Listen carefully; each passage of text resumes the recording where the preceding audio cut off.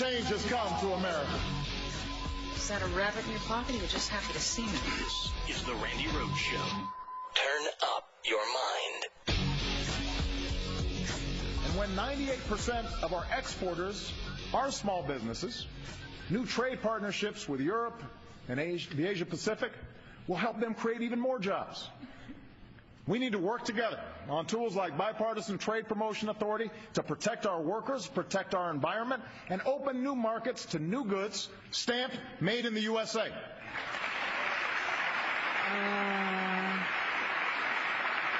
Okay. Yeah, that was President Obama in January. Listen, that was in January during the State of the Union address. First time he had ever mentioned the Trans-Pacific Partnership, although not by name, but yeah, these new trade agreements. And jaws dropped around the nation because for those of us who've been following the story, we know that the Trans-Pacific Partnership is not a free trade agreement. It's a top secret negotiation that's been going on since the Bush years, and it is not good for America. Some have called it NAFTA on steroids. And the thing is, you've not read it because it's super secret. We've seen parts of it that have been leaked. Thank you, WikiLeaks. And we know that it is not good. Welcome back to Hour 3 of the Randi Rhodes Show. I'm Nicole Sandler, in for Randi. And on the line with us now is Melinda St. Louis. Melinda is a Public Citizens Global Trade Watch. What is your title over there, Melinda? I'm sorry, I didn't... I'm the Director of International Campaigns. There you go. Director of International Campaigns. We've spoken before about the Trans-Pacific Partnership. And the reason I wanted to talk with you today is twofold. One is the president's been in Asia. He had a big meeting with the Japanese prime minister that apparently didn't go all too well, did it? Well, no, this was really touted in many ways as a do-or-die moment for the TPP. The TPP has been, the Trans-Pacific Partnership, it's been languishing in many ways. There has missed deadline after deadline of conclusion, and there have been back and forth negotiations between the U.S. and Japan for months to try to clinch a deal on some sensitive trade issues on agriculture and automobiles. And President Obama was supposed to try to clinch that deal. There are definitely different reports about what happened there, and the Japanese counterpart said that they were very far from achieving a deal. There was someone from a U.S. senior official who said there was a breakthrough, but did not say what that breakthrough was. And on the Japanese side, there clearly didn't seem to be a deal that was struck. Right. Now, on the home front over here, there have been people really raising red flags. I know Congressman Alan Grayson of Florida has been on my show many times, and we've spoken about the Trans-Pacific Partnership and his opposition to it. And Congressman Grayson had raised such a ruckus that actually he got to read the draft copy of it as it was, going through all the revisions, I guess. But had to do so in his own office. He couldn't make any copies. I guess he couldn't take notes, and he certainly couldn't talk about it afterwards, or he'd have to kill us because it's super secret. Now, is this how trade deals are normally negotiated? Well, unfortunately, what we've seen is that while trade deals unfortunately have been negotiated in secret, the TPP has been the most secret in history. Mm-hmm. Under an administration that supposedly is committed to open government, we've actually seen an unprecedented level of secrecy. In the past, some trade agreements have had their negotiating text published by this stage at the World Trade Organization, which is hardly a paragon of transparency. They publish negotiating text, and yet the TPP has been unprecedented. All the parties, we found out, signed an agreement saying they wouldn't release the negotiating text until 4 years after it was concluded. Oh my God! And which again is unprecedented. Unfortunately, it's not just that the public has been locked out, and it's not just that members of Congress like Representative Grayson were locked out for a long time and haven't been able to talk about what they've seen, but there are actually 600 corporate advisors who do have access to the text. So there is a complete bias for large multinational corporations who are very much involved and who do know what's going on, while the press and the public and even and state level officials that would also be affected by this have been completely locked out as well. Now, thankfully, people like you guys over at Public Citizens Global Trade Watch have been raising red flags for years now about this thing. And we should say that the negotiations for the Trans-Pacific Partnership started during the George W. Bush years. This has been going on for a long time. Obama, inherited it, but has been, as we heard from that, that clip from the State of the Union address, he's been pushing it. And in fact, this year, in this past year, there's been a major push from the administration for what they call fast-track authority. They were pushing Congress to push the approval of the Trans-Pacific Partnership through with no revisions, very, very limited debate, an up or down vote, that's it. And thankfully, it seems like there are some cooler minds on both sides of the aisle saying, hold on a second, not so fast. This is too important to give you this fast-track authority, yes? Yes, that's absolutely correct. That under the U.S. Constitution, it is the U.S. Congress that has authority over our trade policy, and yet in the 1970s, President Nixon cooked up this new way of delegating authority, an extreme delegation of the Congress's authority to the executive branch, so that Congress basically ties their hands and they and allow the executive to negotiate, and then, they give up all of their rights to mark up the bill, to amend it, et cetera. And so because especially now that these trade agreements, and as you mentioned, aren't about trade anymore. There's a very small part of them. There are 5 chapters out of 29 that have in the TPP that have anything to do with what we typically think of as trade. The rest have to do with jurisdictions about our medicine prices, about financial regulation, about the internet freedom, about food safety. All of these areas that you wouldn't think of that have anything to do with trade are implicated. And so to have this type of authority where Congress just signs away their authority in these trade negotiations is becoming more and more seen as preposterous. And even before a bill was introduced for this fast track, there were the vast majority of Democrats in the House, and a large number of Republicans said that they would not support the delegation of this fast track authority for different reasons, but because they see that as really, undermining the checks and balances that exist in our system. Exactly, and Melinda, when you said that it's not, and I said too, it's not only about trade. I mean, there are so many things in here, and again,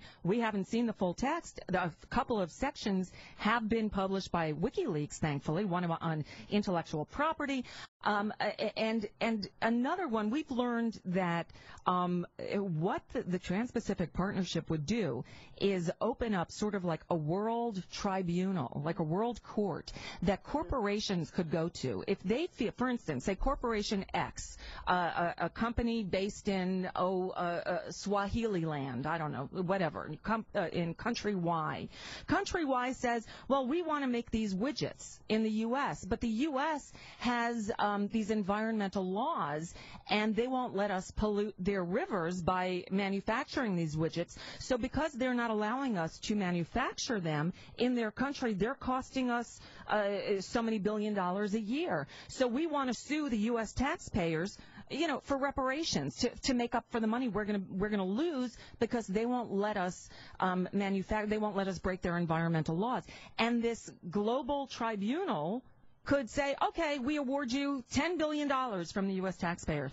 Am I blowing that out of proportion? It's almost impossible to believe, but unfortunately, this is not even hypothetical. These types of investment provisions, as they're called, have been included in trade agreements before, including NAFTA, that allow corporations to sue governments, elevate them to the level of a government, and allow them to sue for unlimited compensation if there is a policy or a safeguard that's put into place that they consider affects their, including expected future profits. And we've seen these tribunals, because it's not even fair to call it a court, because they're arbitration tribunals of 3 private sector lawyers that decide whether the terms of the treaty have been a violation of the investor rights and require the government to pay compensation. So the taxpayers then compensate these corporations. This isn't hypothetical. We're seeing more and more of these cases being launched. There's a case currently, a U.S. natural gas company is suing Canada under NAFTA because they have a moratorium on fracking under the St. Lawrence River. They're saying they have a right to mine under the St. Lawrence River. And the fact that there's a moratorium, while they undertake environmental impact studies, they say that is a violation of their investor rights. We're seeing billions of dollars in claims against Germany because they are phasing out nuclear power after the Fukushima disaster in Japan. Right. There's a Swedish company that's saying, if you phase that out, we were expecting to make money by having nuclear power, and therefore you need to pay us $5 billion in compensation. So we're seeing more and more of these in Australia. There are tobacco control legislations being attacked by Philip Morris. They're saying that is a violation of their ability to make money, selling cigarettes in Australia.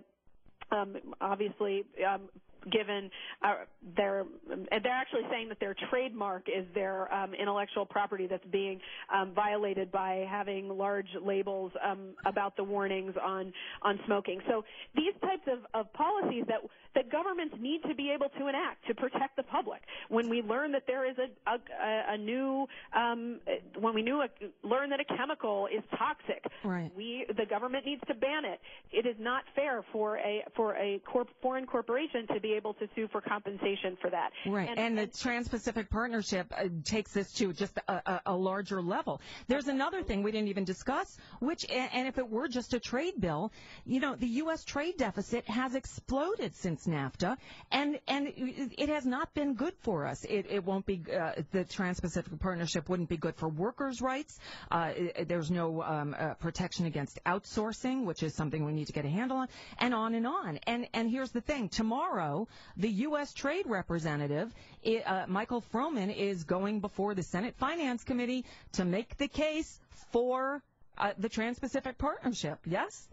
Yes, it's true. Unfortunately, we have seen the countries that we have trade agreements with, we have vastly increased trade deficits. And what that actually means is that the promised jobs from these trade agreements, what we've actually seen is a decimation of the U.S. manufacturing sector under these types of agreements. And instead of learning the lessons from the past, what they are planning to do under the TPP is simply expand that model, and not just to Mexico, but to countries like Vietnam, which is the low-cost alternative to China, and which will increase and incentivize offshoring of U.S. jobs. And then, then you want jobs here. Well, then, I guess the job creators are going to have to compete with Vietnam. So let's do away with the minimum wage, because if they'll work for 25 cents an hour, why should we pay you $10 an hour?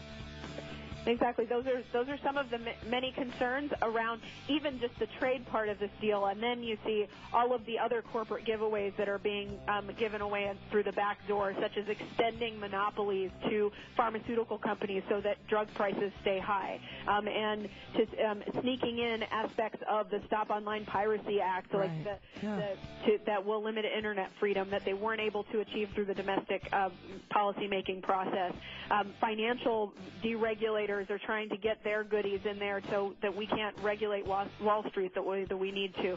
And so, so it's very important for citizens to be aware of this and to make sure that their member of Congress stays firmly against giving fast-track authority for the TPP. The only way we can have a type of agreement that will be beneficial to the American public is for there to be a robust public debate, for it not to be done completely behind closed doors, and then for Congress to delegate its authority. There are many ways that people can get involved, but there's the stopfasttrack.com is a website website people can go to, exposethetpp.org. There are ways people can get involved and make sure that their member of Congress takes a stand and make sure that any trade deal that is negotiated will actually benefit the U.S. public as opposed to just the largest corporation. Absolutely. Melinda St. Louis of Public Citizens Global Trade Watch, thank you so much. I really appreciate the update. All right, we got to run. Nicole for Randy. We'll be right back. Randi Rhodes. Cutting through the bull. This is the Randi Rhodes Show. Hi, Phoenix. Call me right now at 866-87-RANDY, 866-877-2634. Turn up your mind. Here. Now, back to Randi Rhodes. Well, Randi will be back on Monday, and she's got another 2 weeks. I imagine it will be some pretty amazing radio, as it usually is when Randi's on the air. I'm Nicole Sandler of RadioOrNot.com, always honored to be filling in for her, as I am this week. I want to reiterate something Melinda St. Louis just said. Look, you're not hearing about the Trans-Pacific Partnership in the mainstream media. You're just not. So the president last week was in Japan, right? And we heard about, his time with the robot, right? Oh, Obama, he bowed to a Japanese robot. Right, but they didn't talk, none of them talked about the negotiations with Prime Minister Abe about the Trans-Pacific Partnership. But Market Watch has an article posted yesterday that says the whole Trans-Pacific Partnership agreement is in danger of collapse in the wake of the failure of President Obama and the Japanese Prime Minister to settle long-standing bilateral issues. And the whole thing could fall apart. And for me, that would be a good thing. But don't take my word for it. Read up on it. You can find a lot of information about the Trans-Pacific Partnership at exposethetpp.org and stopfasttrack.com. And whether or not, you think that this agreement is a good idea, I can't imagine why anyone would be in favor of granting fast-track authority. Because what that does is it says no revisions, no amendments, no limited debate. I think it allows for 1 day of debate, which is no time at all. Really doesn't give members of Congress time to even read the thing. They just want blanket approval. And there are too many red flags in there. In times, my last conversation with Congressman Grayson about it, the thing that he focused in on was the trade deficit.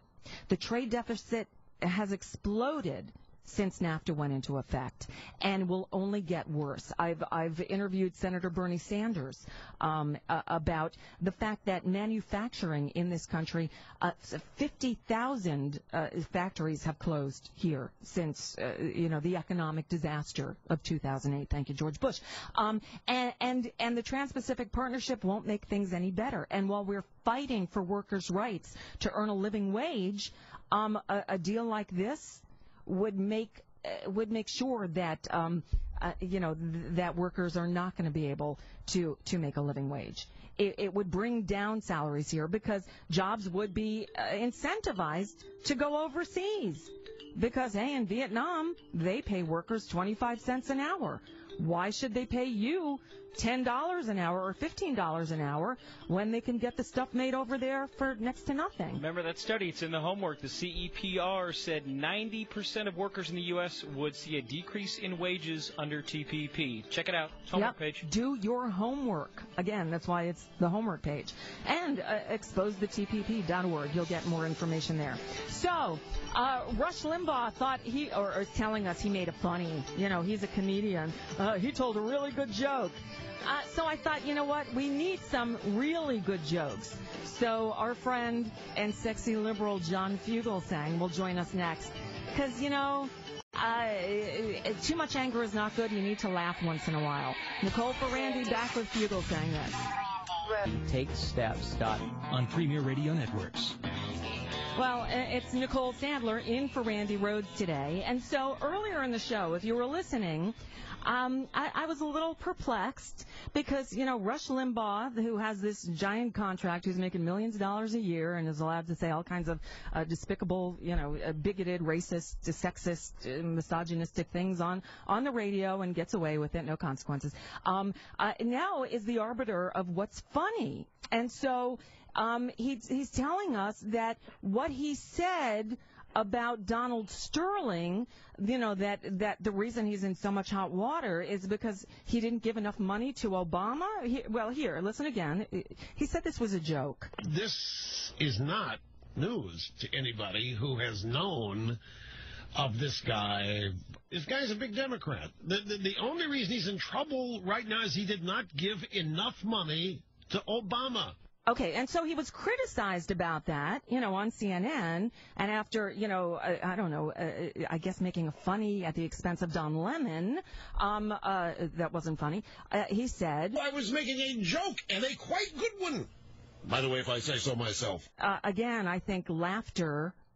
follows a good joke, but, hey, that's just me.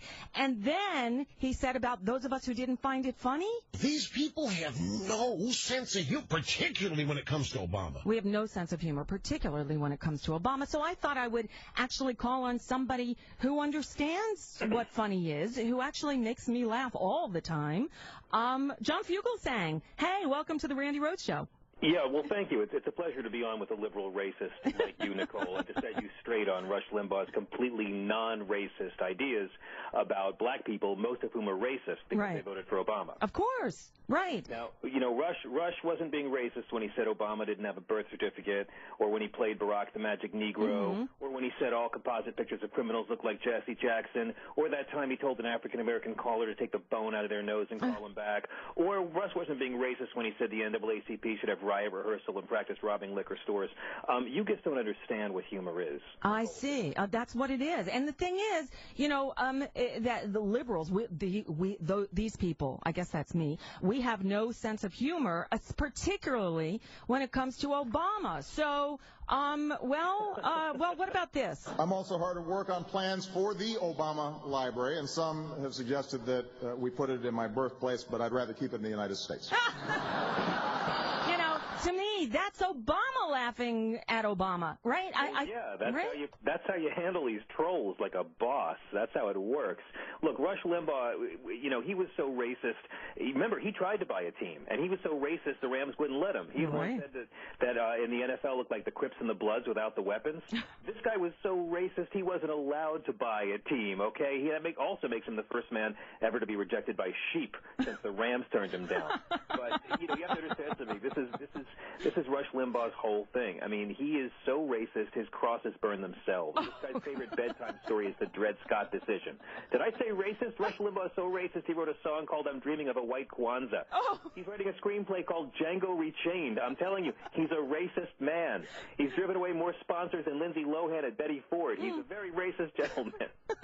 The only science he believes in was the Tuskegee experiment. He's a racist man. It's okay. You see, John, that's the thing, like, about jokes. People laugh at them. They evoke laughter. And Rush's response to Don Lemon, who rightfully said, this is a stunt. He's just trying to get attention, was to say, how Rush said, Rush's comeback to Don Lemon was. Don Lemon, who sleeps with men, proudly. I'm guessing that was a joke, too? Rush doesn't even sleep with any of his 4 wives. No, and then he goes off to the Dominican Republic with, hundreds of Viagra pills. I guess maybe part of Rush is a joke. Look, the thing is, he's like anyone else or like any other creepy guy who gets caught saying something vulgar, or when a guy is hitting on a woman in a vulgar way or says something offensive and then tries to say, I'm just making a joke, sweetheart, lighten up, get a sense of humor. These are horrible troll-like men who are dying off. Rush Limbaugh is so racist, he blamed Rodney King's head for ruining 4 perfectly good bats.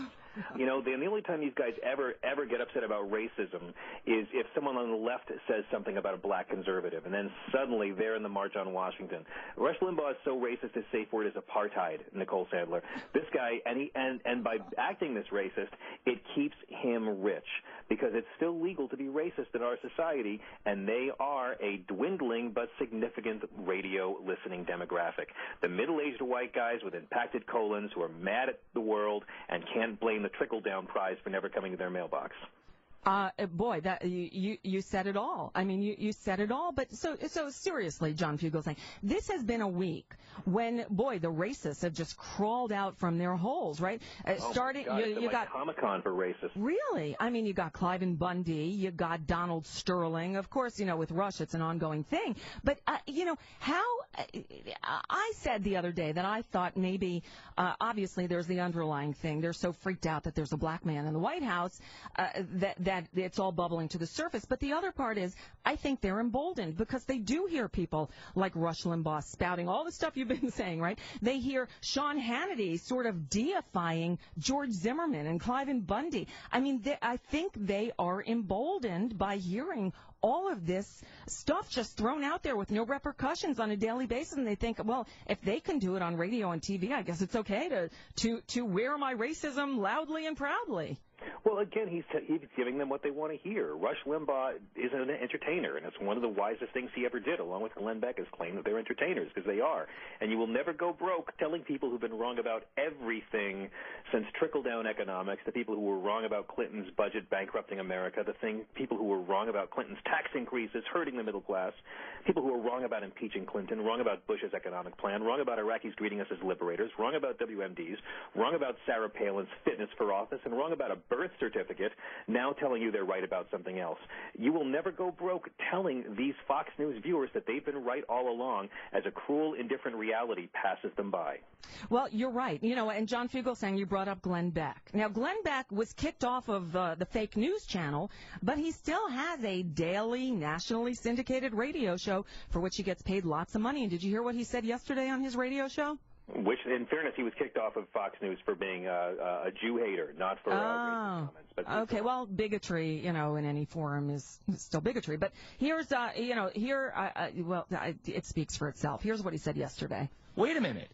This is the biggest. You're saying this is the civil rights issue of our day, and you were such a coward, you couldn't do it until Hollywood changed everybody's mind.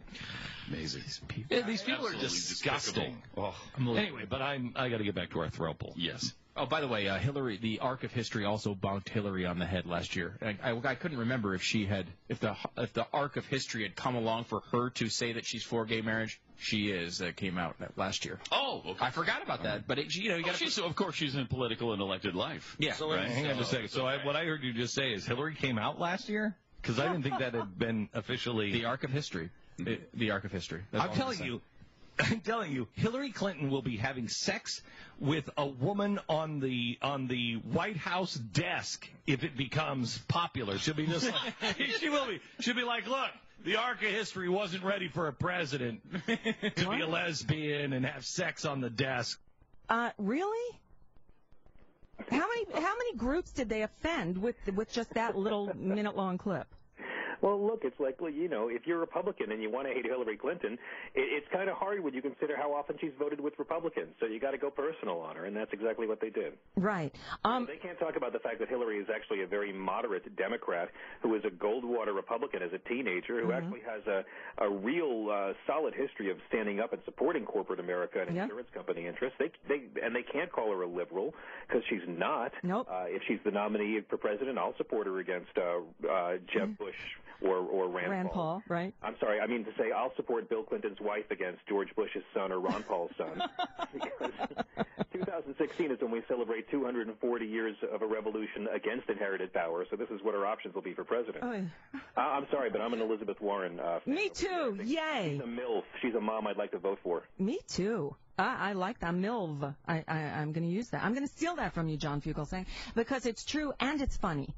I like how that works. One other. Glenn Beck made a fair point. The joke he was actually making was that Hillary Clinton would do anything to get elected with voters, right? And I get that. Hillary Clinton came out against Grand Theft Auto when she was running for president, just to curry favor with parents around the country. Right. It was more like grandstanding Politico versus Grand Theft Auto. Right, but the fact is Glenn Beck can't deliver a joke, and he's kind of vulgar when it comes to women anyway, so it comes out as misogynist, anti-gay crap trap no matter what. Exactly. And you can talk about certain oral talents without sounding vulgar. Go figure. I'm talking about when John was here with the Sexy Liberal Tour.